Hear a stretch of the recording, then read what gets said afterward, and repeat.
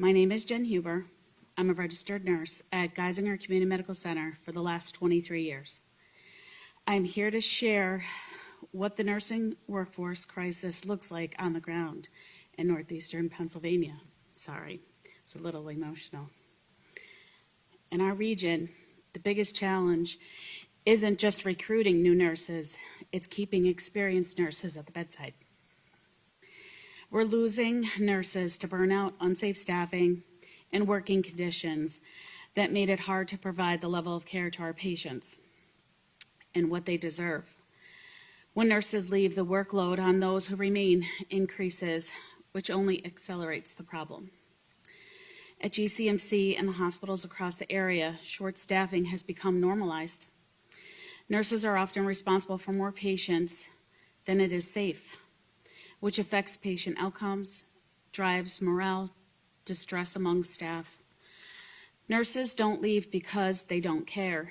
They leave because they care deeply and feel that they are being set up to fail. But the younger nurses, they just can't handle that because I had a slow, gradual up to it where they didn't. They're being thrown at it altogether. We're not keeping them, but we're also burning out our older nurses.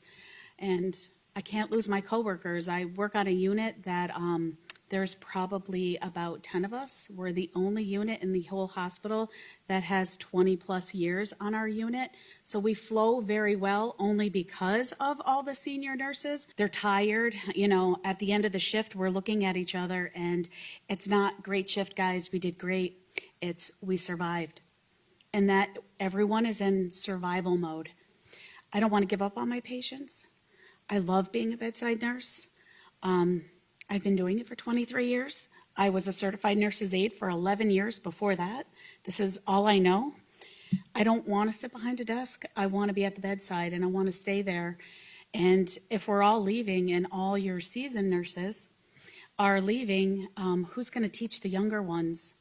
But we really need to help with those nurse to patient ratios, would help out our ER, but the bulk of the problem is trying to get people into the profession because they see what's going on. I know when I started 23 years ago, I was one of 8 graduates that started on my unit. That is unheard of now. We're lucky in May if we get 1 or 2 graduates. Sometimes we get none. Back in the day, we used to stagger your start dates because there was so many of them. It would be groups of 8 that started in June, and then in July, and then in August, and stagger them. You don't see that anymore. And then once we got them, keep them. But everybody doesn't want to be a bedside nurse because it's very high stress, and they can go back to school and get their NP and work in an office in a doctor's setting where it's more predictable on getting out on time. Your 12-and-a-half-hour shift turns into 13, 14-hour shifts. It's hard. No breaks, no lunches, because you want to make sure your patients are getting to their destinations because that's what you're cutting. I haven't eaten in the cafeteria and I don't even know. It's been a long, long time.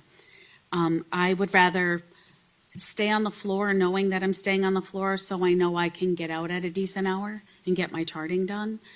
I just choose to do that. And I know my patients need me, and I wouldn't want to give my partner 8 to 10 patients. She has hers plus mine while I go to lunch.